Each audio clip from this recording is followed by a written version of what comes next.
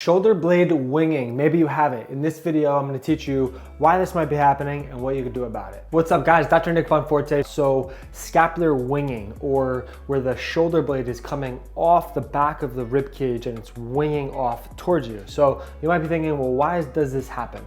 Now, if you're dealing with a true scapular winging, that is when the long thoracic nerve is damaged, which supplies a certain muscle that I'll go over in a second, but it supplies a certain muscle that keeps the shoulder blade attached to the rib cage. Now, if this is truly damaged, then the scapula will wing, referred to as scapular winging. Now, there are other reasons why you can see this scapular winging type of movement into the shoulder blade, such as motor control issues, where the coordination and the strength of the scapula is affected, or some flexibility issues, or from strength issues.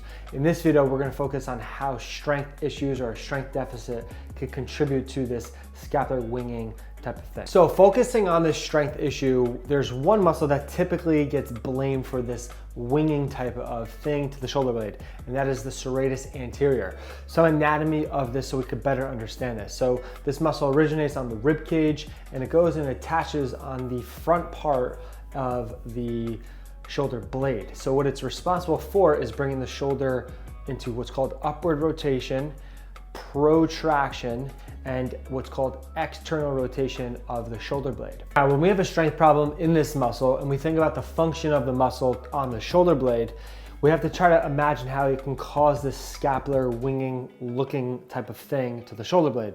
So imagine I'm looking at the back of you and the shoulder blade is obviously on the back too, pressed on the rib cage. Now, the shoulder external rotation, or the shoulder blade external rotation, is when, if I'm looking at your right shoulder blade, the inside part goes down towards rib cage. If we have a strength issue, it will come up towards me.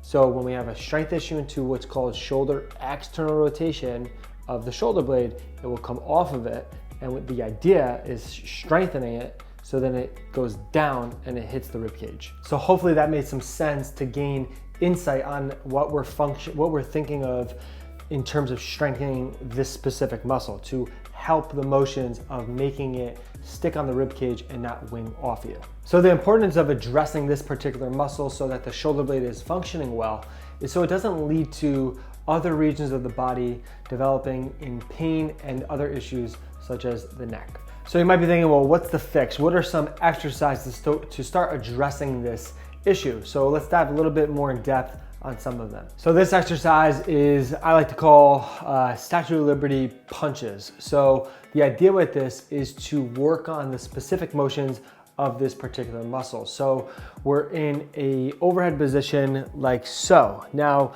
in this position, if you're holding weights or whatnot, you don't want to think about punching up like this, where you're using a lot of your shoulder. You want to think about the motion is emphasized through right here on the side of your body, and you're thinking of going up on a C motion. So it takes some thought into this, not just aimlessly punching up into the air. So you're here like this, and you're thinking about moving with this part and going up, holding for a second, and then coming down. And then you're going up, holding for a second, and then come down. And again, you're emphasizing not just punching up like this, but all of the motion and the effort being done here. So if you're very intentional with it and you can think and visualize through this, you only need just no weight, and I can literally feel all of this fire up if I just emphasize the movement coming from here into a C motion. So up, working right here, and then down. Up, and then down.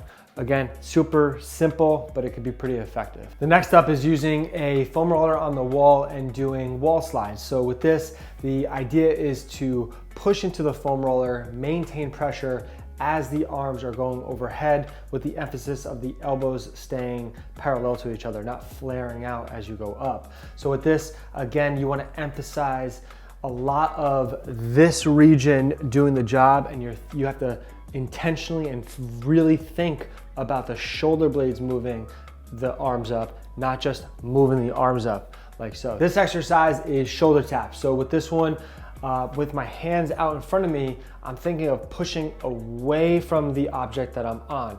That will help engage the shoulder blade onto the rib cage. While I do that, I maintain that position and then I tap my shoulder. I can hold for a duration of time, then I come down and I can alternate whatever fits whatever you're doing, whether it's both arms or just one arm. But the idea with this is to make sure you're emphasizing pushing through whatever you're using, maintaining that particular position.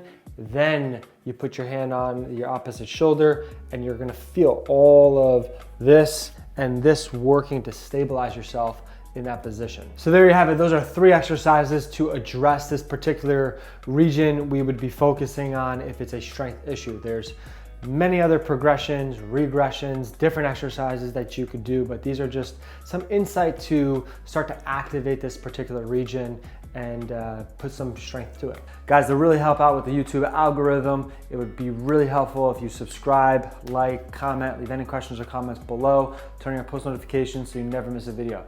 This is Dr. Nick. I'll see you next time.